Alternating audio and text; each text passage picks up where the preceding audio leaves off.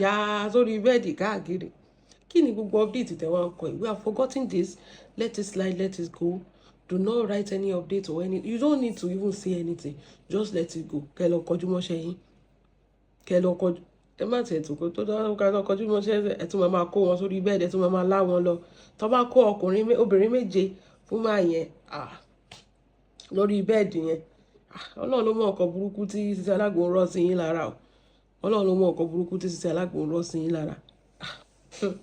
Àgbo ẹ ṣiṣẹ́ níná tọ́kọ ẹ lè máa jẹ́ kóbìnrin méjì domi ìdí tí ò dẹ̀ kàn mú. Ó ní our qualities are update ẹni o. Our qualities are humanly not measurable and you can never find that kind on earth again. Originally, she would not have posted me in the first place, but she had bigger plans and she had to bear the consequences. Obviously, her reputation was on the line, but because the love to her was bigger and so also the purpose. Her genuine reason was to light up a dimming glory that was about to be quenched forever. Let's be frank. No. Sisi Alagbo, help woman, you know. Sisi Alagbo is already famous and all of that. And she used her, I think, something like that. They both, complement each other. So she knew what will happen, and she was aware that she was about to light up the glory of her new husband and the Iyale. Yes, if not for Sisi Alagbo, we no go no engineer Alagbo. Iya Ekimo gun business will no go survive like that. Let's be frank. Tí ó bá ṣe ti Sisi Alagbo tó fẹ́ engineer Alagbo, if not for that marriage, nobody will know all of them. Ta ló mọ̀ Iya Ekimo tẹ́lẹ̀? Nínú ibi ire wà ń bẹ dán. Wọ́n ní Ọlọ́run ò lè ṣe nǹkan kan kó má fàyè ọpẹ́lẹ̀. Àwọn èèyàn tó ń pìtì Iya Ekimo tó ń bá rajà tó ń fún ní owó tó ń ṣe gbogbo ẹ̀. It's not because of they like Iya Ekimo. It's because of the situation pé ọkọ ẹ lọ fẹ́ Sisi Alagbo. So it's a pity business.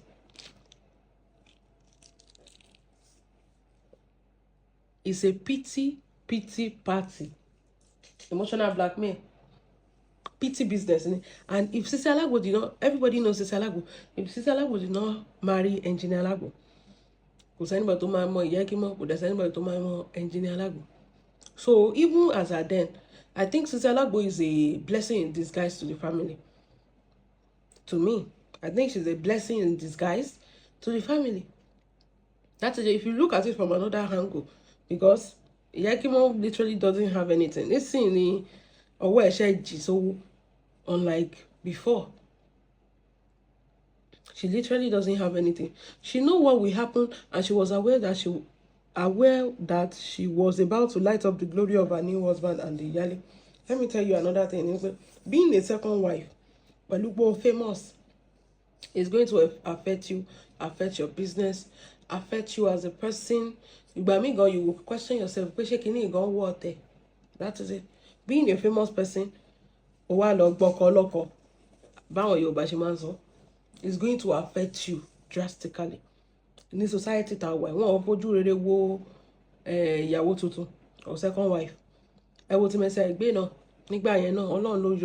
reason she wasn't even trying. She understand. She would just accept it. She did not reply. She did not talk camera. She did not grant interview. She did not explain any side of the story. She just let it go, and she was with her husband. I think that was why she was forgiving. She was not doing too much. She was not preparing the Iyale. She was not even trying to, she's just living her life. That is why her own is forgiving. But it used to drastically destroy the second woman's life, especially if she's famous or if she's rich or something. Oh, yeah, I can understand what most of the in society that's why. Only, and she is also aware that some women doesn't like polygamy, hence it may bounce back on her. Let me tell you the truth, it's called hypocrisy. àwọn obìnrin tó sọ pé wọn like polygamy yẹn ẹ sọ pé Dangote fẹ́fẹ́ wọn ẹ máa rí bọ́ ṣe sá débẹ̀ ẹ máa rí bọ́ ṣe máa sá débẹ̀ ẹ sọ pé Tinubu fẹ́ fi wọ́n ṣe fourth wife ẹ máa rí bọ́ ṣe máa sá. It's called hypocrisy.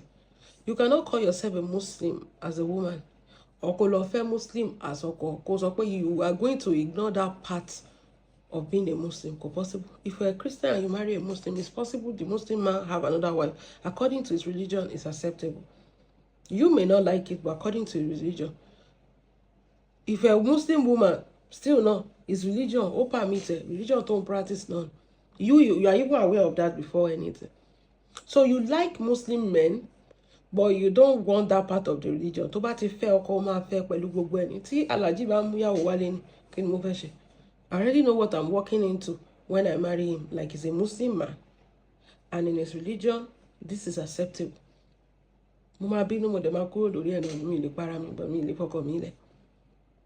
That is just it. Because he's a good man. So that is just it.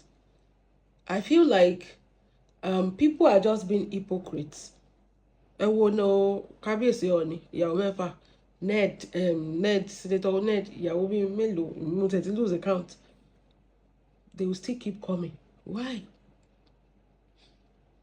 Because especially when there is money, opening your deck, Ewo Abiola, Ewajuria Odoni, Ewo Kuti, Ewajuria Odoni. It's like that. Women are just naturally attracted to money. Kò tí ìṣẹ̀lẹ̀ dọ́dọ̀ wọn ni. Wọ́n lè máa bu ẹgbẹ́ ìyàwó kejì lọ́gbọ́kọ́lọ́kọ́. Jẹ́ kí ọkọlọ́kọ déwájú àwọn náà ló máa gbà. Ẹlòmíì gan máa fọkọ ẹ̀ lẹ́tọ̀rí gbóhùn tí a tún lọ máa dó ọkọlọ́kọ ń ta. Ẹ wò ṣe rí ọ̀rọ̀ ibẹ̀ yẹn Ọlọ́run nìkan ló lè jẹ́ kó yéèyàn. I swear Ọlọ́run ló lè jẹ́ kó yéèyàn. Ó ní and she is also aware that some women doesn't like polygamy, hence it may bounce back on her.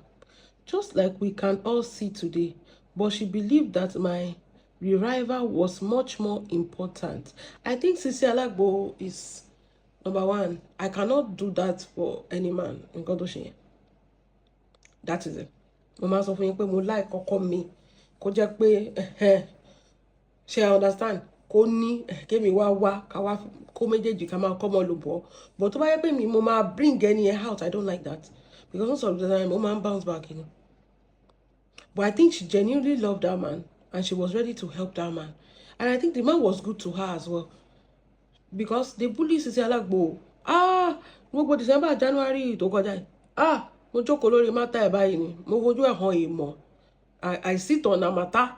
Because nǹkan tó tètè wá ṣẹlẹ̀ tó wà annoying ni pé we saw Sisi Alagbo posting with this man, gallivanting with this man, and we saw the video of Iyale at Mokabos in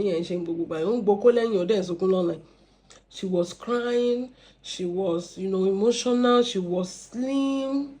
It was so telling that she was thinking as at that time.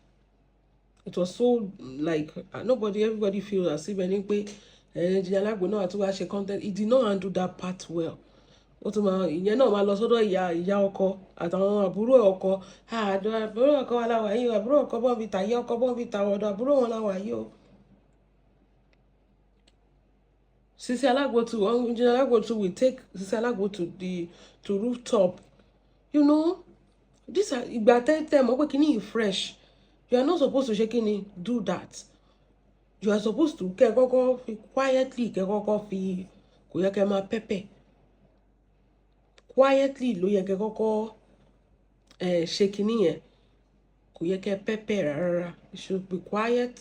Kò sáriwo, there's another party involved, I think most of the time nǹkan tó máa ń fàjà ni pé the men don't know how to handle this. They just go along. They don't know how to handle this. But a lot of things need to be put in place so that he gets his injunction there. In case the wife do not gallivant all around because of a woman. And immediately he betray Sisi Alagbo. I don't know. She only betray Sisi Alagbo because she has sacrificed a lot for you. Ọlọ́run ló yọ ọ́ pẹ̀lú plan tó ní fún Sisi Alagbo. Ọlọ́run ló yọ ọmọbìnrin yẹn o. Ọlọ́run sọ pé kí iṣẹ́ ẹ̀ má díṣẹ́ o. Torí pé àgbẹ̀ ẹlẹ́dàá náà ni. I think that is one thing. Look past gbogbo rádaràdà tó máa ń ṣe àti ijó rádaràdà tó máa ń jó. Ẹ máa rí pé àgbọ̀ ẹ̀ ń ṣiṣẹ́. People are really, the reviews are mad. It's crazy. So, honey, but she's not the polygamy, hence it may bounce back on her, just like we see today. But she believed that my revival was much more important. She couldn't watch me go down and preferred to be humiliated, dragged, hated, and cursed by whoever afterwards. Her focus was to make my life better again, and her influence in the internet space. Yes, I was very down to earth to her. I told her what I was and what I were before the journey to the turbulence of my love again. Yes, I gave her several names like Itono Ogomi. Oh, that was where the name came out from. Oh, wow. It's a beautiful story though. I think the genesis is that Engineer Alagbo was going through financial crisis and Isha Olode Demo. And he met a woman along the way. And the woman was ready to use her influence to boost him out today, because of course, to boost him out. Since Alagbo bá kàn mú Engineer Alagbo kó gbé sọ́n like anybody tó máa bá tó náà ṣe. But tó bá jẹ́ ọkọ ẹ̀, she understand. People will still more shaking than any other thing. So ibẹ̀ náà ni, out of the glory of Sister Alagbo náà ni ìyálé ti tap in. Torí ìyálé has nothing before. Benny, take it anywhere. I'm not dragging her, but it's the truth. If not for the sympathy of wọ́n gbọ́kọ ẹ̀, kò sí anybody tó máa wọ́n dé chinchin on the kulikuli, kò sí anybody tó máa ṣe kíní kan. That is just it. So wọ́n ní ibẹ̀ lórúkọ Ìtànà Ògo ti jáde, because after that time everybody started knowing the man. Iṣẹ́ ẹ̀dẹ̀ rẹ̀ sì ń tẹ̀síwájú. Ó lóun tó ń pè ní Blue Sky mi, orúkọ ẹ̀ pọ̀, and my sugar. Ṣé rí problem tí mo ní pẹ̀lú ìyálé ni pé she doesn't want to go and she doesn't want to stay. Ṣé mo indecisive? Ṣé ti understand? Kò fẹ́ lọ, kò dẹ̀ fẹ́ ṣe bẹ́ẹ̀ ni pé òun dúró. That is the problem I have with Iya Ikimo. You want to be enjoying it and you want to be denying that you're enjoying it. That is it. One thing you have to pick: if you are going, go. You cannot be in between. You cannot leap over the fence. If you are collecting money from this man, he's paying your house rent, he's buying food to the house, he's giving you pa. My dear, you are not angry anymore. You are supposed to treat him with the respect, Benny, because he's a man. So if you are going, go. If you are staying, stay. And if you are staying, you have to respect him. That's one thing. You will not disrespect a man that is a provider. Torí tí o bá ń ṣe pé ó fẹ́ Sisi Alagbo náà ni, kò ní rí nǹkan kan mú wá sínú ilé tí wọ́n máa jẹ. The first money gan tó gbà gan ṣebí true ẹ̀ ló ti gbà tí business ẹ̀ fi kick start. And he's doing the little he can. Torí tí o bá kan sójú kò lò kan sáyà. So you want to be enjoying the àǹfààní of this man, but claiming it to social media as if you are suffering, kò possible. Nǹkan tí mo hate jù níbi ayé mi nìyẹn. It's called hypocrisy. People can be hypocritical. No. Bó bá ṣe pọ́n ẹ lé, ìwọ náà pọ́n lé. The man has tried everything to please you. You are collecting money, you are collecting pọ́nrán, but still you are still behaving as if ẹni pé kíní kan. Ṣé kó wá para ẹ̀ fún ẹ? Ó dẹ̀ lọ náà tó bá fẹ́ lọ. Only Blue Sky, me and my sugar. But she's also known to be a witch, like every Abiyamo. Though a white witch at Jefufu, for that matter. I just wish to celebrate this rare gem, endowed with brilliance and elegance, confidence and kindness, generous and selfless as a wife. In fact, she always ready to sacrifice her smile for me. May Allah increase her in all ramifications and reward her accordingly and beyond measure. I love you today, tomorrow, and always. Amen. Dedicated to Queen Eniola Adesola, my wife. It's beautiful. It's beautiful. That is if the man doesn't fuck up. It's beautiful. It's beautiful. I think he's just appreciating his wife. But he only over go post though, because he only want to appease to our social media people that Yanjo. Because you about appeal for pay Yanjo, but no shemara kuli alata. As you understand, is it? No. So read and so can if you are a deceptive person, you can never rise. Ben, if you are a deceptive, sorry, Ọlọ́run ọba tó fi union between you and your husband. It has to do with bí wọ́n gan ṣe máa ṣe rere nílé ayé. that is it. Mo máa ṣe kíní kan pẹ̀lú ọkọ mi tó bá ní ìdí nǹkan kan máa fún tó bá máa dá padà báyìí ó máa multiply. Sori the process sori kúlíkúlí tó ń ta ẹ̀ oh my dear never say anything. If you are being deceitful and being ungrateful Ọlọ́run ọba tó bá ṣe fún ẹ gan tó bá wà ungrateful sí Ọlọ́run ọba ó mọ̀ pé ó máa gbà lọ́wọ́ ẹ̀ ni tábà sọ pé odidi èèyàn. Engineer Adesola is trying. Ọlọ́run is trying. Don't try. It's not perfect, but it's trying. Ọmọ owó délé. Ó ń lùyìn pàpàpà. Kí ló tún kù? But you, because you want to appeal to people, call it kuli, you have to deceive them as if you hate this man. Ó ń fìyà jẹ, my dear. Àti jẹ́ kí business yẹn survive ọwọ́ Ọlọ́run ló wà. Because you are not keeping to the words of the Quran.